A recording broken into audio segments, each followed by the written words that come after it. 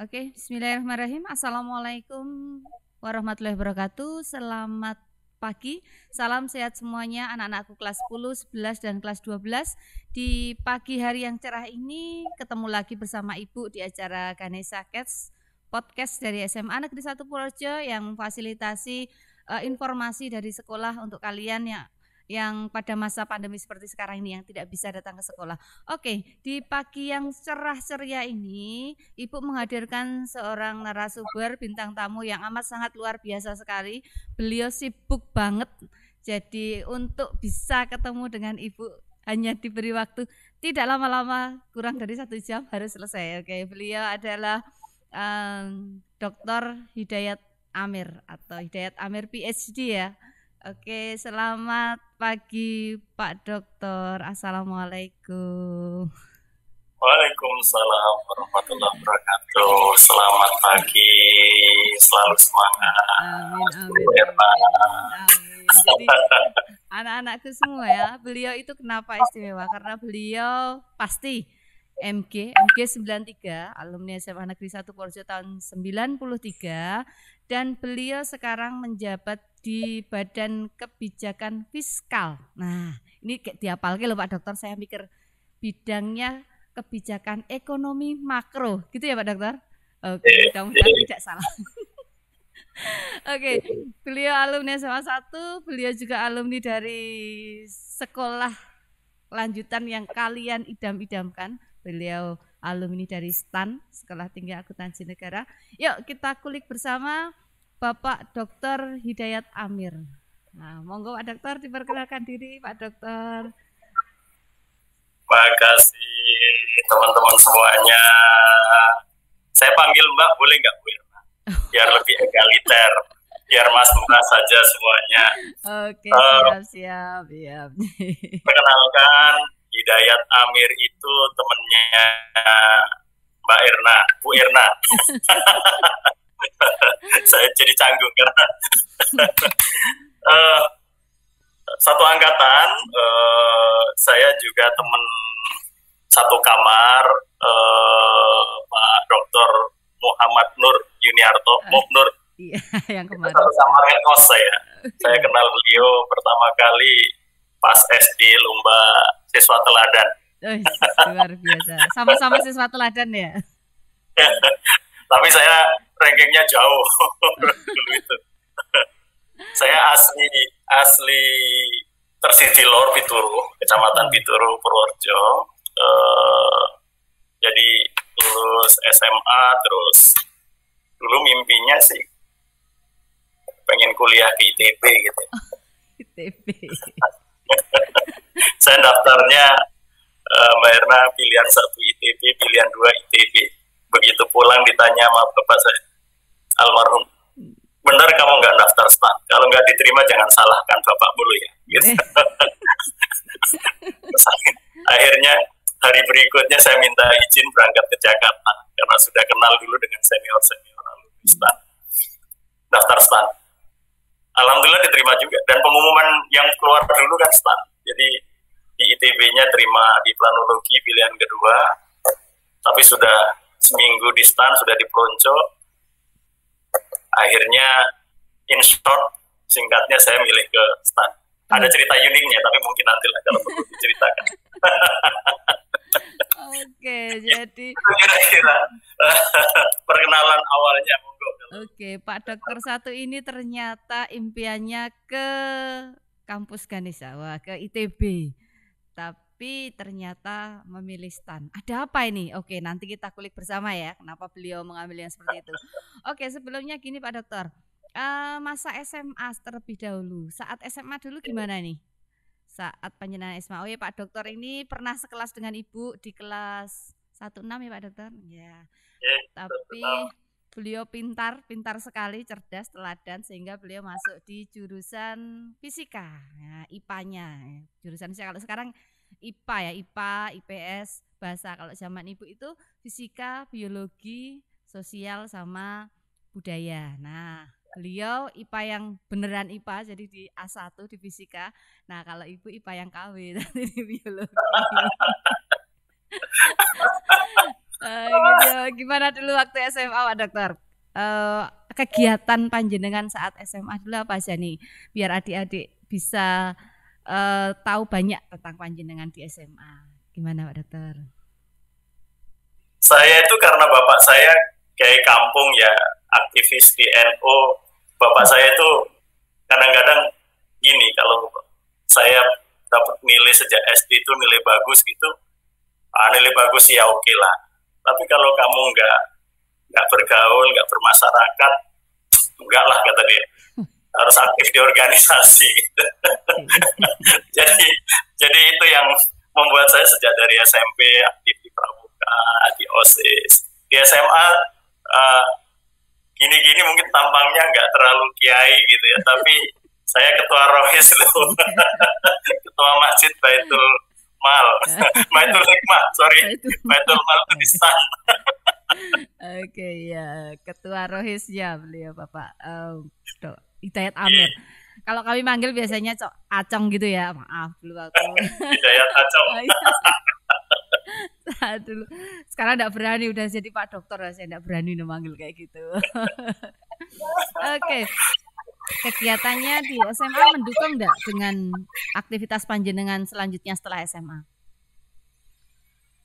Gini, ada satu yang saya serius sekali nih dengan sejak kecil tuh bapak saya tuh nggak dorong saya jadi apa itu enggak gitu. Ketika saya kan gini, kalau ngomong pengen jadi apa itu kan orang berubah-ubah. Kecil pengen lihat tentara, gagah pengen jadi tentara. Lihat polisi pakai seragam, gagah pengen jadi polisi. Lihat dokter pengen jadi dokter. Bapak saya ngasih ini ya, jadi orang itu ya yang berguna, jadi Gunawan. Lo kan kasih nama saya Hidayat Amir, bukan Gunawan saja kan gitu. Tapi itu inspiratif, dan mungkin setelah lama perjalanan itu nemu hadis gitu kan ya. Ini karena ketua Rohis biar ada justifikasinya lah.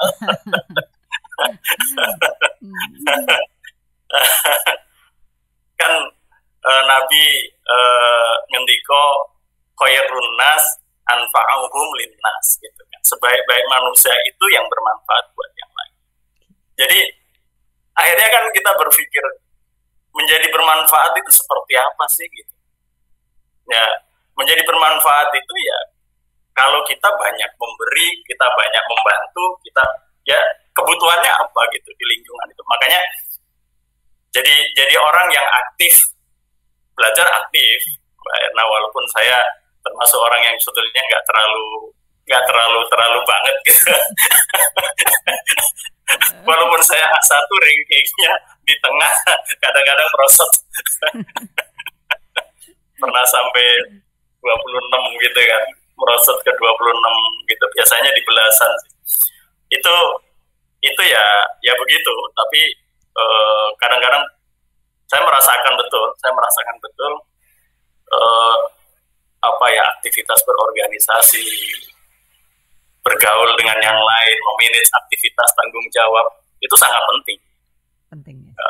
Akademik satu hal ya, karena kalau akademiknya nggak pas, itu passwordnya nggak masuk, karena masuk stan juga yang dites akademis gitu. Akademik ya. Oke. Betul sekali. Jadi akademik tetap nomor satu. Kemudian yang harus kalian ingat apa yang tadi Pak Dokter ngendiko, sebaik-baik manusia itu manusia yang bermanfaat bagi orang lain. Jadi dimanapun kalian berada harus memberi manfaat kepada orang lain. Andai kala ada kalanya kita dimanfaatkan orang lain, Gusti Allah ini rasa lagi Pak Dokter. Oke, ini Pak Dokter selanjutnya. Tadi Pak Dokter kepengennya, cita-citanya itu pengen di ITB. Kemudian ternyata masuk ke STAN. Begitu ada di STAN bagaimana rasanya? Karena itu kan tidak sesuai dengan keinginan. Gitu. Betul. Itu bagaimana itu? Betul. Itu satu pelajaran yang besar juga dalam perjalanan hidup. Saya kadang-kadang sering compare gitu. Kalau Mas Muhnur, Dr. Muhnur itu kan kayaknya lempeng gitu kan. Lulus SMA, dia pengen ke teknik mesin sejak dahulu. Dia ke ITS teknik mesin. terus kuliah doktor, master sama dokter sekaligus di Manchester teknik mesin. Jadi kayak lurus gitu. Saya awalnya juga kepengen yang teknik-teknik begitu. Keluarga saya karena banyak yang di ITB, kakak saya, kakak ipar saya. Bahkan kalau saya ke ITB ya sudah ada 3 orang keluarga saya gitu, yang masih kuliah di ITB. Jadi ITB di main. Tapi tadi ya karena ada cerita dari Bapak pulang tes dari ITB, UMPTN. Saya UMPTN-nya di ITB di sana, di Bandung. Gitu. Jadi karena tadi kakak-kakak di sana, jadi saya tes di sana aja, IPA.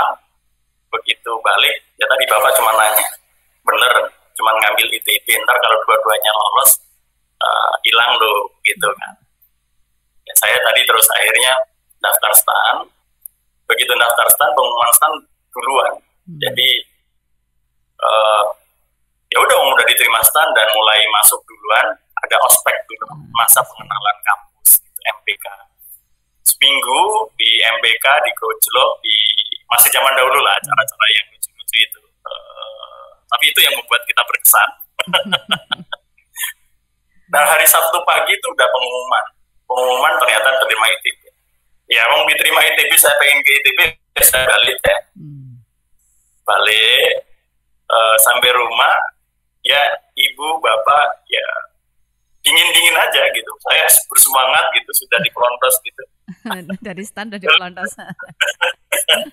Pulang pengen pamit ke ITB. Ayo mbok dipikir, mbok istiqoroh, gitu kan. Nah, ya artinya itu benar, saya istiqoroh. Cuman di rumah nggak nyaman. Saya kan dulu kos di depan di KBN. Komplek KBN di depan masjid. Saya ke tempat kos, ada apa? Amir gitu, ibu kos, bapak kosnya. Mau istiqoroh, mau menenangkan diri gitu. Jadi saya kamar itu kan kosong musim libur gitu kan. Saya tinggal di situ istiqoroh. Lucu nih, istiqorohnya saya bikin ini lintingan kertas gitu. Satu saya tulis ITB, satu tulis STAN, yang 3 saya linting tapi kosong. Oh iya, kosong. Istiqoroh sekali, saya kocok habis sholat, habis doa gitu. Saya lempar, saya ambil 1, kosong. Saya ulangi, sholat lagi, saya kocok, saya ambil lagi, masih kosong yang kedua. Yang ketiga, saya sholatnya lebih panjang, baca nyari surat yang saya hafal yang lebih panjang, doanya lebih panjang, sujudnya lebih panjang gitu ya. Saya kocok, masih kosong lagi. 3 kali itu kosong. 3 kali kosong. Akhirnya itu saya buang. Dan saya karena capean ketiduran gitu ya. Bangun-bangun ya udah. Saya pengen kerentek aja di dalam hati pulang. Bapak, Ibu, mohon pamit, mau berangkat ke Jakarta. Loh, ya ke STAN lah gitu kan. Tadi dan ternyata Bapak Ibu sudah nyiapin tadi. Ini sangunya, ini apa-apa gitu. Kita cerita berangkat. Di STAN, saya masih sering main ke ITB loh. Tanya cerita teman-teman. Mas Agus Suti, Mas Aryo, Tomo gitu. Karena masih ada pos di sana gitu. Saya masih sering main ke sana. Dan kadang-kadang ngiri karena di ITB itu teman-teman kuliahnya serius banget, banyak banget gitu tugasnya. Di STAN saya ayam tentrem gitu. Nyaman ya. Nah itu mungkin lesson learn-nya begini, dalam hidup kita banyak tikungan karena ya tadi yang namanya takdir, kita nggak tahu kita pengen jadi apa. Tetapi tadi saya makanya merefleksikan diri, ya jadi opo wae bisa gitu kan, jadi guru ya profesi terhormat ya kan gitu kan, jadi insinyur profesi terhormat, jadi dosen profesi terhormat, jadi macam-macam, itu semua profesi terhormat, termasuk PNS kayak saya itu ya profesi terhormat. Yang membuat tidak terhormat kan kalau kita menciderai gitu kan. Menciderai profesi itu gitu kan. Mungkin itu jadi agak ngelantur panjang. Oke, akhirnya mantap ke STAN gitu ya. Biologi, fisika, kimia ditinggalkan gitu ya kalau di STAN. Nggak ketemu kan di sana? Nggak ketemu matematika masih mungkin ya. Tapi kalau biologi, fisika, kimia sudah see you, tidak ketemu lagi. Terus Saya pembelajaran belajar akuntansi, gitu kan. Belajar akuntansi yang nggak pernah terpikirkan. Tapi ketika master saya mempelajari ilmu yang mirip dengan planologi. Saya jadi kayak recall. Oh ternyata pada akhirnya ya Allah nuntun ke tempat yang saya inginkan gitu. Ilmu yang saya ingin dapatkan gitu. Saya masternya ekonomi regional dan perkotaan. Jadi kayak urban and rural development gitu lah, kira-kira seperti itu. Jadi kalau planologi ya mirip tapi nggak sama persis, ada irisannya kira-kira. Luar biasa. Berarti dari STAN D3 ya Pak Dokter ya. Kemudian S1. Yeah. S1-nya di UI. S1 di UI. Sambil kerja, saya kuliah sore. Oh, bisa ya? Okay. Bisa. Berarti masternya juga kuliah sore. Di UI juga? Sambil kerja. Luar biasa. Di UI juga. Baru doktoralnya alhamdulillah dapat beasiswa. Oke, kemana nih Pak Dokter untuk S3-nya? S3-nya ke Australia. Setelah nyoba nyari kemana-mana, jodohnya di Australia. Alhamdulillah. Di Australia belajar ekonomi di Queensland, di University of Queensland. Belajar ekonomi. Alhamdulillah, biasa. Ya, anak-anakku ke kelas 12. Oke. Yang mau kepoin Pak Hidayat Amir, beliau alumni dari Sekolah Tinggi Akuntansi Negara yang kalian idamkan. Oke, kita kepoin selanjutnya Pak Hidayat Amir ya. Jadi gini, Pak Dokter, ini banyak siswa yang bertanya juga ya, kenapa nih Pak Dokter kok tahun kemarin itu STAN tidak buka, sementara anak-anak tahun kemarin sudah mempersiapkan diri untuk masuk STAN, tapi begitu saatnya pendaftaran ternyata tidak menerima pendaftaran. Ini kenapa kira-kira Pak Dokter?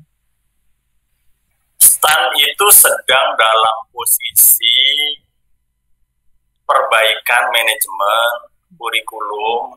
Karena gini, zaman dahulu kita belajar hitung dagang, akuntansi, macam-macam lah gitu kan. Sekarang kan akuntansinya beda.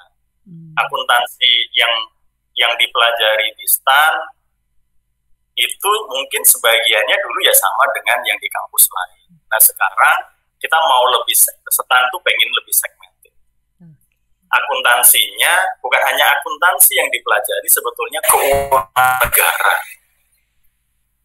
Keuangan negara ki opo yo? Gimana ngasih cerita yang gampang gini ya?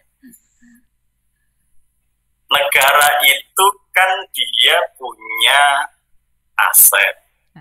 Asetnya ya aset negara Indonesia. Ada aset, kalau barang milik negara kayak sekolahan SMA Purworejo itu kayaknya aset negara. Nah kan gitu kan? Aset negara. Ada lagi aset negara yang bentuknya sumber daya alam. Sumur minyak, sumur gas, batu bara dan tambang batu bara, tambang mineral lainnya. Itu juga kekayaan negara. Gitu kan? Nah, ini aset bisa menghasilkan namanya penerimaan negara. Tapi ada juga penerimaan negara yang berasal dari rakyatnya, yang disebut pajak. Nah, ini ada penerimaannya. Nanti ada pengeluarannya untuk apa?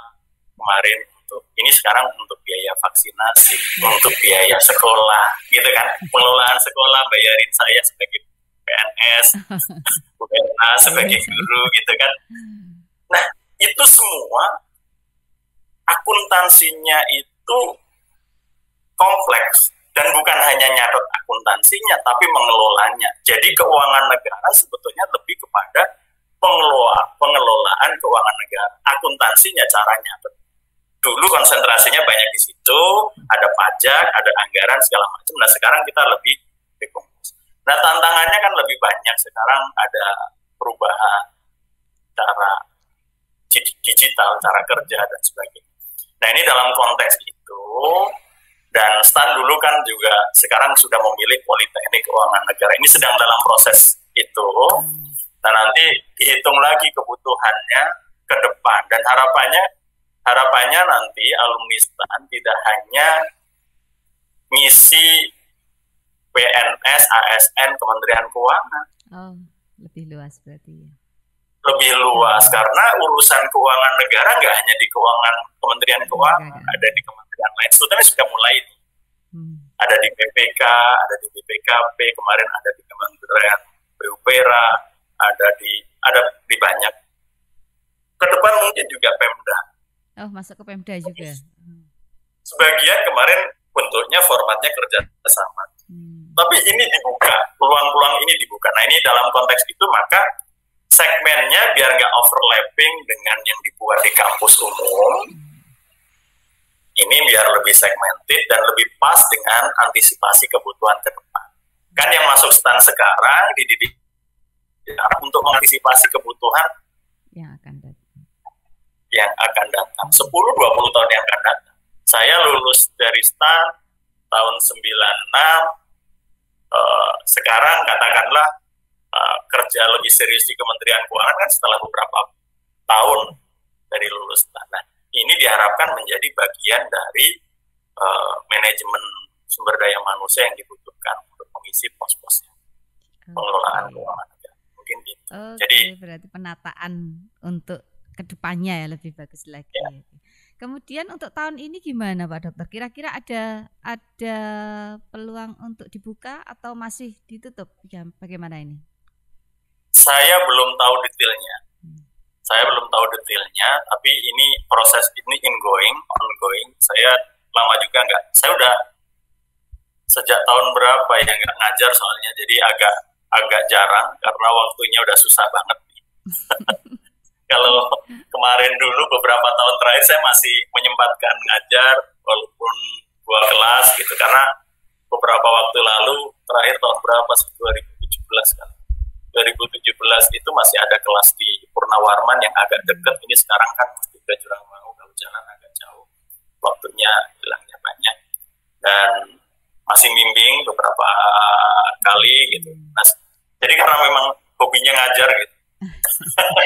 Tapi sekarang kesempatan itu ya sudah susah gitu, jadi mungkin ditunggu aja nanti kalau misalnya ada hal-hal baru saya kabarkan ke Bu Erna. Oke.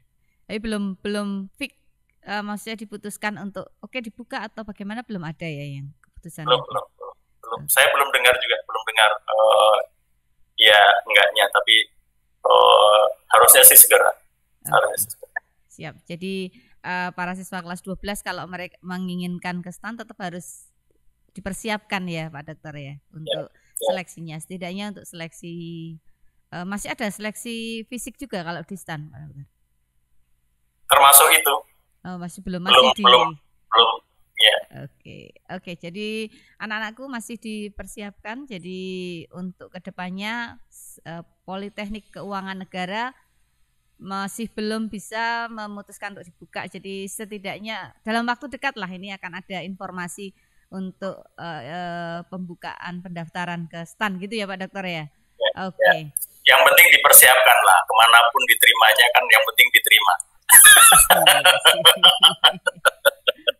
Dan saya yakin teman-teman SMA 1 Purworejo ini kan anak-anak terpilih. Apa nih kesan yang paling istimewa, paling terngiang, paling diingat pada saat di SMA? Aku itu kadang-kadang masih teringat agak nginep di Baitul Hikmah gitu, kadang-kadang takbiran. Saya itu masih teringat yang waktu Lebaran itu beda beberapa hari.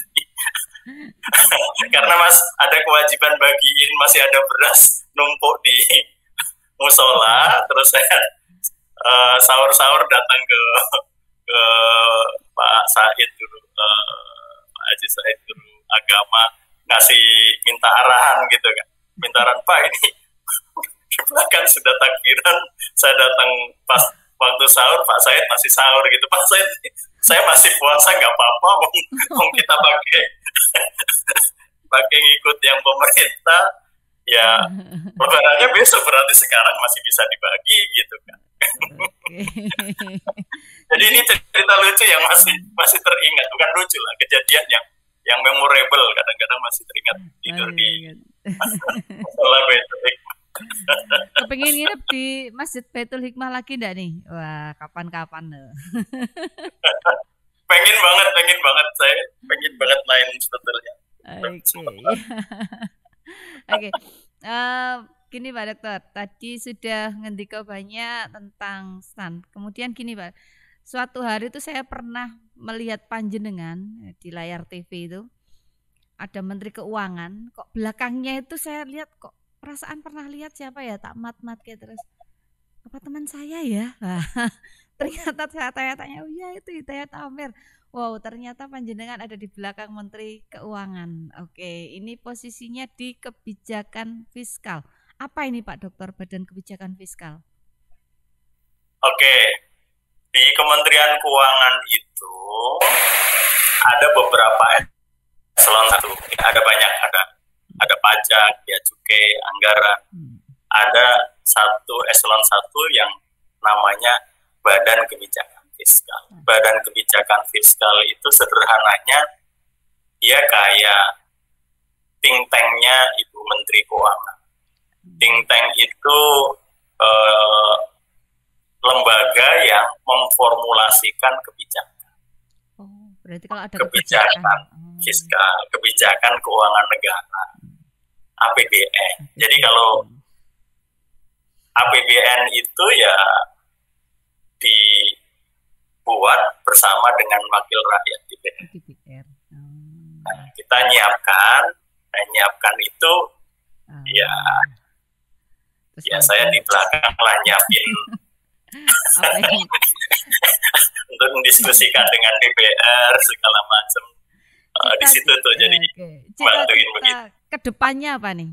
Kedepannya setelah ini sekarang di posisi kebijakan fiskal, kedepannya apa? Menteri Keuangan? Oke.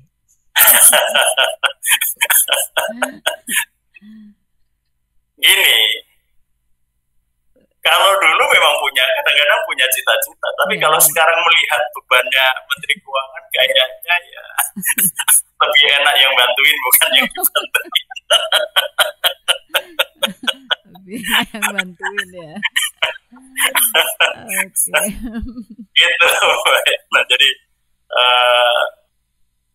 tentu beban macam-macam ya, semakin tinggi posisi beban makin begitu Mbak Era. Jadi sekarang ya menikmatilah peran tadi, mudah-mudahan bisa memberikan kontribusi yang terbaik. Saya juga teringat ternyata dan ternyata itu benar, dan saya baru merasakan kadang-kadang ketemu yang hal-hal yang seperti ini, tangan di atas lebih baik dari tangan di bawah. Ternyata yang bahagia itu kalau yang memberi. Orang menerima itu bahagia, tapi orang lebih bahagia kalau dia bisa memberi. Gitu kan? Itu bahagia. Kebahagiaan memberi itu mengkontribusi. Nah ini yang mudah-mudahan memberikan meaning, memberikan makna di dalam kehidupan kita. Jadi dengan situasi yang seperti itu mungkin itu yang membuat saya termotivasi juga selalu belajar. Jadi kerjaan saya juga belajar. Terima kasih ya, luar biasa. Kita bicara ngobrol dengan Pak Dokter yang satu ini tetap kocak seperti dulu. Khas ketawanya tuh dari dulu masih saya ingat. Nah, ini Amir benar nih ini. Kacau. Beliau itu kalau sekolah duduknya di depan sendiri pas kelas 10, kelas 1 ya. Duduknya depan sendiri. Terus mesti memperhatikan tertib ya, ini jadinya seperti ini, luar biasa Dokter Hidayat. Begitu udah nakal kan di belakang. Begitu kelas 12 saya kan selalu di belakang. Mundur ya. Karena pas kelas 10 itu pas baru di SMA ya, pas anyar-anyare sekolah ya. Jadi masih di depan gitu. Oke. Terima kasih sekali waktunya Pak Dokter Hidayat Amir, bisa ngobrol di sini cukup banyak juga, cukup memberikan motivasi kepada adik-adik kelas kita. Oke, satu kata buat sebenarnya ada pesan enggak yang kelas 12 untuk penentuan jurusan? Sedikit aja. Ya. Jadi gini, saya pernah kuliah di Australia. Ketika kuliah di Australia sambil kerja juga. Kerja ya pelayan di restoran, jadi tukang bersih-bersih. Itu profesi atau pekerjaan apapun itu bermakna. Apapun bermakna. Dan menurut saya yang paling penting buat kita itu selalu belajar meraih kemajuan, memperbaiki diri kita, selalu bersiap. Peluang itu selalu ada, simpang siur di depan kita, gitu kan. Ketika peluang itu muncul dan kita menjadi orang yang paling siap, itu mungkin namanya yang disebut dengan kesuksesan. Ketemu, saya sukses mendapatkan ini. Walaupun kesuksesan ini banyak hal. Kadang-kadang orang menganggap, itu nggak sukses. Enggak, itu bentuk kesuksesan. Dengan cara seperti itu mungkin kita akan lebih bersyukur. Dan saya senang sekali dan berharap adik-adik di SMA mau jadi PNS, mau jadi apa, ya itu profesi yang terhormat juga. Walaupun kalau cita-citanya nyari uang kaya, mungkin ya jangan jadi PNS. Tapi cukup buat bekerja. Tapi tadi cukup buat sekolahin anak. Dan menurut saya ini profesi terhormat dan harus diisi oleh orang-orang yang baik. Sehingga tadi apalagi kalau mau masuk stan, saya berharap sekali pengelolaan keuangan negara ke depan makin baik.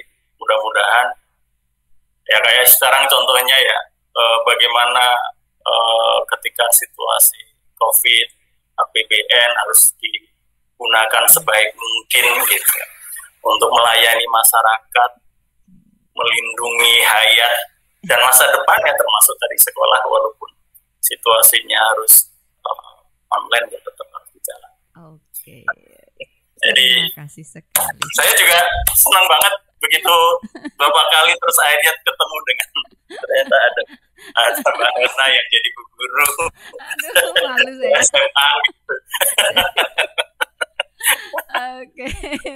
Terima kasih sekali Pak Dr. Hidayat Amir atas waktunya buat kami bisa kumpul di sini. Satu kata buat SMA 1 Purworejo. SMA 1 Purworejo, terus belajar, terus maju. Oke. Gitu. Oke, SMA. Saya nggak ngerti loh sekarang artinya apa, tapi kelihatannya teman-teman Purworejo itu selalu semangat belajar untuk terus maju. Amin. Terima kasih sekali. Tidak ada kata lain selain terima kasih. Waktunya bisa meluangkan waktu untuk ketemu dengan kami, untuk share kepada adik-adik di sekolah, anak-anak kita semua yang ada di sekolah, agar memberikan gambaran bahwa ini loh alumni SMA 1 yang bisa eksis di Kementerian Keuangan, dan kalian juga bisa seperti beliau. Mudah-mudahan nanti setelah melihat ini ada, ini nih Pak Dr. Hidayat Amir role model saya mau seperti dia. Maybe suatu saat akan ada next Hidayat Amir dari SMA Negeri 1 Purworejo. Gitu ya Pak Dokter. Versi lebih baik kan kayak saya yang lebih baik gitu. Ini kan generasi milenial, saya generasi dulu ya. Oke. Terima kasih sekali waktunya, luar biasa. Masih tetap bisa ngobrol dengan beliau yang kocak seperti ini. Dari dulu dia seperti itu. Oke, luar biasa, tidak ada yang berubah. Ternyata setelah ketemu juga, saya tadinya canggung, tapi setelah ketemu ternyata Pak Dokter masih seperti dulu. Terima kasih sekali. Kami tidak bisa ngaturi apa-apa, nanti Gusti Allah sih bales nggih. Insyaallah. Terima kasih silaturahimnya nih dengan teman-teman semuanya, dengan salam saya juga buat guru-guru. Saya mohon maaf, kadang-kadang komunikasi juga sih dengan Pak Watmo Sukoco, udah lama juga silaturahim. Siap, nanti kami sampaikan kepada Pak Patmo dari Dr. Hidayat Amir. Oke, anak-anakku semua, waktu kita sudah selesai untuk bertemu dengan narasumber yang istimewa. Saatnya kalian kembali ke kelas. Saat kalian kembali ke pembelajaran, jangan lupa kalian anak hebat, anak luar biasa. Kalau kemana-mana jangan lupa harus pakai masker, kemudian jaga jarak, cuci tangan, jauhi kerumunan, dan juga mengurangi mobilitas yang tidak terlalu bermanfaat. Ini yang bisa kita gunakan sekarang, kita laksanakan karena memang COVID sekarang sudah ada di mana-mana di sekitar kita. Jadi cara kita untuk menjaga diri kita, menjaga orang di sekitar kita, menjaga orang lain yang ada di sekitar kita, ini hanya ini saja. Oke ya, itu anak-anak kalian generasi hebat. Terima kasih sekali, terima kasih kepada GLC yang memberikan fasilitas pada pagi hari ini dan juga kehumasan SMA Negeri 1 Polsio atas fasilitas yang bisa digunakan untuk bertemu dengan Dr. Hidayat Amir. Terima kasih sekali, dari saya cukup sekian, mohon maaf jika banyak salah-salah kata. Wabillahi taufiq wal hidayah. Assalamualaikum warahmatullahi wabarakatuh. Terima kasih. Waalaikumsalam warahmatullahi wabarakatuh. Makasih semuanya.